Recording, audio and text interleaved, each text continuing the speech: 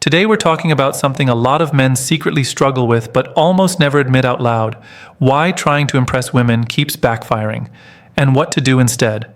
Welcome back to the channel. I'm glad you're here, because this is one of those topics that can genuinely change the way you see yourself, your relationships, and the way you show up in the world. Let me start by saying this. After years of working as a therapist, sitting across from men who felt lost, overlooked, ignored, or constantly not enough, I've noticed a painful pattern. They weren't struggling because they were bad men. They were struggling because they were performing confidence, performing strength, performing charm, performing a version of themselves they thought would earn approval. And every time the same thing happened, the harder they tried to impress, the more invisible they felt. That may sound controversial, but it's the truth I've seen over and over again. When a man becomes so focused on being chosen, he loses the very things that make him magnetic. He becomes edited, filtered, softened, or exaggerated depending on who he's trying to impress. And the moment a man stops being grounded in himself, he stops being attractive in a real, lasting way. I've listened to men whisper things like, "I feel like I'm auditioning for a role I'll never get," or "She likes me when I'm pretending, but not when I'm myself." No names, of course. Confidentiality is sacred. But their stories stay with me because they reveal something crucial. Trying to impress someone puts you in a position of emotional submission without you even realizing it. So today, we're diving into what you should do instead. The shift every man needs to understand if he wants meaningful connections rather than temporary validation. I want to walk you through it slowly, clearly, and honestly, because this isn't about blaming you. This is about freeing you. 1. Why impressing women weakens your presence. Let me speak to you the same way I speak to the men who've sat across from me in a quiet therapy room, trying to make sense of why their efforts never seem to be enough. Whenever a man asks me why things fall apart the moment he tries to impress a woman, I always tell him this: it's not the effort that's the problem. It's the place the effort is coming from. When you try to impress someone, you subtly place them above you. You shift the emotional power without realizing it. Instead of showing who you are, you begin performing who you think they want. And the moment you step into performance mode, your presence becomes weaker, smaller, and less grounded.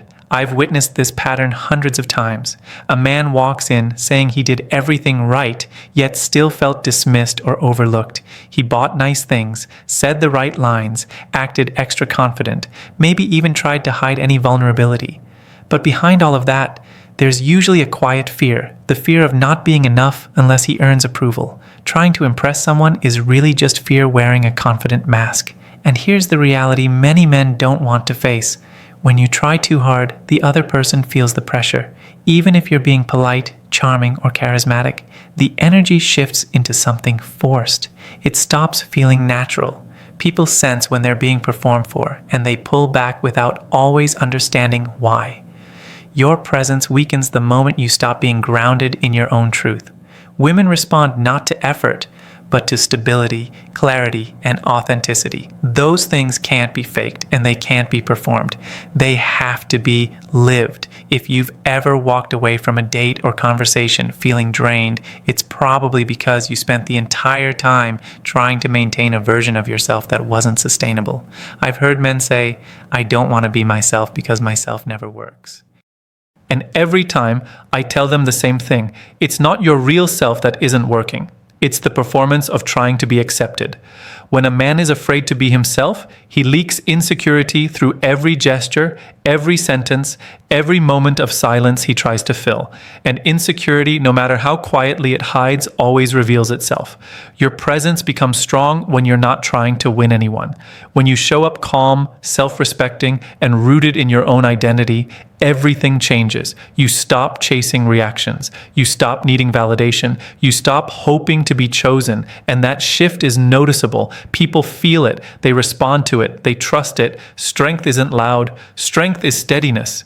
And once you understand that, you stop trying to impress women and start expressing yourself instead. 2. The power of being unapologetically yourself.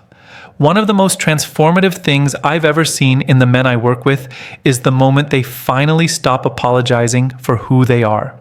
I don't mean literally apologizing with words. I mean apologizing with their posture, their hesitation, their over-explaining, their nervous humor, their constant attempts to soften their identity so they appear more likable or less intimidating. Most men don't even realize they're doing it.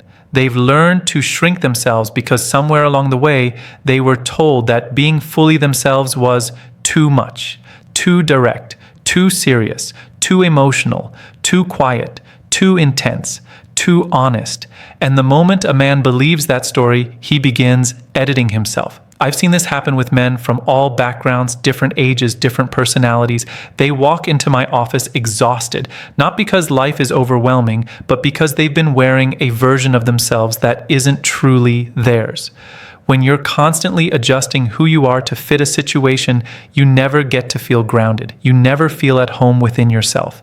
And when you don't feel at home within yourself, other people can feel that instability too. Being unapologetically yourself isn't about being arrogant or stubborn. It's about alignment. It's about not filtering your personality to earn someone's acceptance.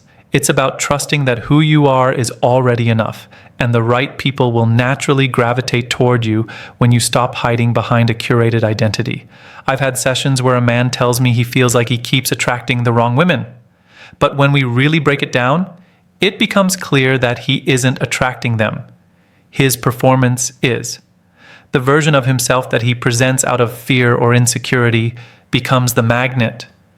And later, he wonders why the relationship feels confusing or unbalanced. The truth is simple and sometimes uncomfortable. If you don't show up as yourself, you won't attract anyone who truly fits you. That's why unapologetic authenticity is so powerful. It saves you from relationships built on misunderstandings.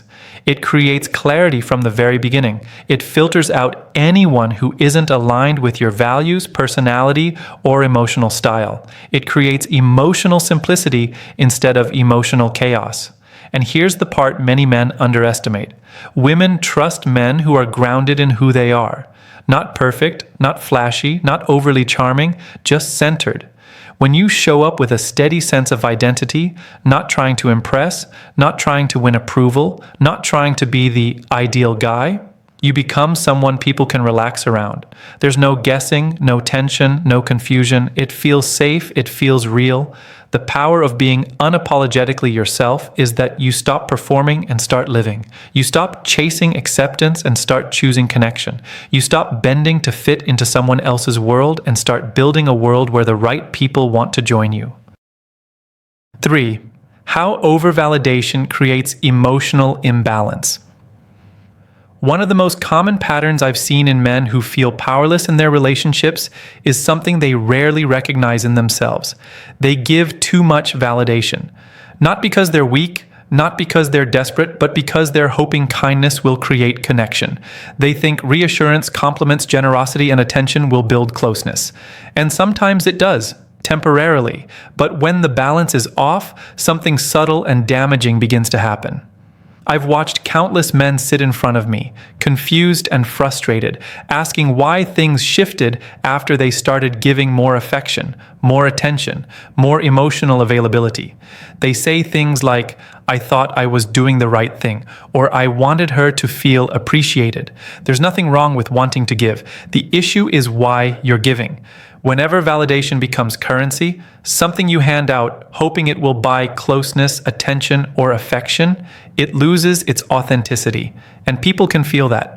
Even if the words are flattering, the energy behind them starts to feel heavy, almost like pressure. Most men don't notice it happening, but women feel it immediately. Overvalidation creates emotional imbalance because it shifts the dynamic. Instead of two people standing on equal ground, one person becomes the giver and the other becomes the evaluator. One person is performing, the other is deciding, and the more one gives, the less the other has to. I've seen this pattern play out over and over again. He compliments constantly. She stops appreciating it. He reaches out all the time. She responds less enthusiastically. He gives reassurance at the slightest sign of distance, and she grows even more distant. It's not because she's unkind, it's because the interaction stopped being mutual and started becoming one-sided. When a man over-validates, he sends an unspoken message. Your approval means more than my self-respect. That message might be silent, but it's powerful. And once that imbalance is created, it becomes hard to reverse because it slowly chips away at how you're perceived, not as a partner, not as an equal, but as someone who's emotionally dependent. Validation is healthy when it's truthful, natural, and reciprocal. But when it's constant, excessive, or driven by fear of losing someone, it becomes emotional noise. And emotional noise makes it difficult for real connection to grow. The most engaging and magnetic men I've met in my practice and in life are men who validate selectively and sincerely. They don't overgive. They don't perform affection. They don't treat approval like a reward they're chasing. Instead, they offer presence. They offer steadiness. They offer honesty. And because they don't over-validate, their words carry weight. When you stop using validation as a tool and start using it as a genuine expression, everything shifts. Your interactions become clearer, your boundaries become stronger, and the connection becomes real. 4. Building inner stability instead of external approval. There's something I've witnessed in the therapy room many times. A man feels his entire emotional world rise and fall based on how a woman responds to him. If she texts back quickly, he feels confident. If she seems distant, he panics. If she compliments him, he feels strong. If she doesn't, he questions everything. It's a cycle that drains men, even though they rarely admit it. And the reason it happens is simple. They've built their emotional stability on someone else's reaction instead of their own inner foundation.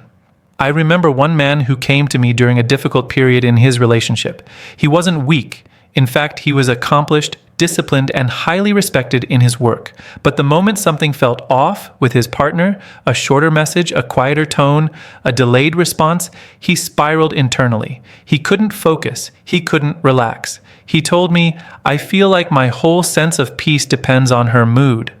He wasn't exaggerating. What he didn't realize was that he had slowly shifted his emotional center away from himself. Without intending to, he had made his partner the measuring stick for his worth. And like so many men, he believed that the solution was to do more, be more attentive, more charming, more agreeable. He thought if he tried hard enough, she would feel closer and he would finally feel secure. But relationships don't work like that. When your stability comes from another person, you'll always feel unsteady because people have emotions. They have off days. They get stressed, distracted, overwhelmed. If your peace depends on their emotional state, you'll constantly be reacting instead of leading your own life. As I worked with him, something important became clear. He didn't need to change the relationship. He needed to change where he built his foundation. We focused on reconnecting him with himself, his values, his routines, his personal boundaries, his emotional goals. He learned to sit with discomfort instead of rushing to fix it. He learned to communicate honestly instead of anxiously. And slowly, he started to feel grounded again. And here's what surprised him the most. When he became emotionally stable within himself, his relationship improved. Not because he tried harder, but because he showed up differently, calmer, clearer, more confident. His partner felt safer around him, not because he overextended himself, but because he wasn't emotionally collapsing every time things felt uncertain. Inner stability is attractive because it signals that you can handle life. It shows you're not dependent on constant reassurance. It shows maturity, confidence, and direction. And those qualities create connection far more than any attempt at impressing someone ever could. The truth is simple. When you build your stability from within, you stop chasing approval and start inspiring respect. You stop reacting to every emotional shift and start leading your own emotional life. That shift changes everything, for you and for anyone who walks into your world. 5. Why authentic boundaries attract respect. I've seen something powerful happen in relationships, both in my work and in real life. The moment a man finally sets healthy boundaries, everything shifts. Not just the relationship, he shifts. His energy, his confidence, the way he moves through the world. And yet, boundaries are one of the hardest things for men to establish, especially when they fear pushing someone away. Many men worry that saying no, expressing discomfort, or holding their own standards will make them seem difficult or unloving. But the truth I've learned through years of listening to couples is this: relationships fall apart much faster when a man avoids boundaries than when he sets them. I remember working with a couple where the dynamic had become completely lopsided. The man, who genuinely cared deeply for his partner, had slowly erased his own needs in an effort to keep the peace. If she canceled plans last minute, he pretended it didn't bother him. If she said something hurtful in the heat of an argument, he brushed it aside. If she pushed past his limits emotionally, he swallowed it to avoid conflict. Over time, he thought he was showing love by being endlessly flexible. But in reality, he was disappearing piece by piece. He came to me one day looking exhausted, saying, "I don't understand why she seems less drawn to me the nicer I try to be." And this is where boundaries come in. Without realizing it, he had taught his partner that his emotional world didn't need consideration. He had taught her that he would adjust, bend, and absorb everything without question. She didn't lose respect for him intentionally. She simply never saw him stand firmly on his own ground. When a man has no boundaries, he becomes predictable in a way that feels imbalanced. Not steady, but overly accommodating. Not kind, but emotionally passive. And emotional passivity creates distance, not connection. As we worked together, he started voicing his needs for the first time. Not aggressively, not with resentment, but with clarity. He learned to say things like, "That hurt, and I want us to talk about it," or "I'm not comfortable with that. Can we find a better way?" He started holding his own emotional space instead of giving it all away. It wasn't dramatic, it wasn't confrontational, it was simply honest. And the change in the relationship was undeniable. His partner didn't pull away, she leaned in, she listened more carefully, she communicated more respectfully, she felt safer, not threatened. Because boundaries don't build walls, they build trust. Healthy boundaries say, "This is who I am, and this is how I expect to be treated." When a man stands in that truth, he naturally commands respect, not through dominance or force, but through emotional maturity. And that kind of quiet strength is one of the most attractive things a man can offer. 6. From performance to purpose, shifting your focus. There's something I often see in men who feel drained from dating or relationships. They're exhausted not because love is complicated, but because they're constantly performing. Performing confidence, performing calmness, performing interest, performing the version of themselves they believe will keep someone's attention. And the hardest part about performing is that it never ends. It's like trying to hold up a mask even when your arms are shaking. And deep down, you know the moment you put the mask down, everything might fall apart. But I've learned something after years of listening to men open up behind closed doors. The moment they shift from performance to purpose, everything changes. There was a young man who once told me, "I feel like I'm always trying to be whatever someone wants me to be." He wasn't doing it for manipulation. He was doing it because he didn't believe that the real him would be enough. And when you live like that, you're always chasing, never choosing. Purpose is the opposite of that. Purpose is when you stop asking, "What do they want from me?" and start asking, "What kind of man do I want to be?" Purpose turns your attention inward, and that shift affects everything: your confidence, your conversations, your relationships, and your sense of direction. When you focus on purpose, you stop anxiously watching for reactions. You stop worrying about whether someone likes you or whether you're doing enough to keep their interest. Instead, you start moving through life with a kind of calm certainty, not arrogance, awareness. You begin to act based on your values rather than your fears. You choose your words, your behavior, and your energy based on who you are, not who you think someone wants. And that shift is magnetic. People can always tell when someone is grounded in purpose. You can hear it in their tone, see it in their posture, feel it in the way they carry themselves. There's a quiet self-respect that grows when you know your life isn't defined by anyone else's approval. And that kind of energy naturally attracts people, not because you're trying to impress them, but because you're not. One thing I tell men all the time is this: the right person doesn't want a performance. They want a presence. They want someone who stands on his own foundation, someone who isn't bending every minute just to be chosen. When you live with purpose, you become someone who chooses, someone who leads your own path instead of shrinking to fit into someone else's. The shift from performance to purpose is where real confidence is born. It's where your identity becomes solid, where your relationships become healthier, and where your self-worth stops being fragile. And the best part? You don't need to become someone new. You just need to stop hiding the man you already are. 7. Creating connections. From confidence, not need. If there's one thing I've learned from years of sitting with men who feel confused or defeated by their experiences with dating, it's this: real connection grows from confidence, not need. And I don't mean loud confidence or the performative confidence you see online.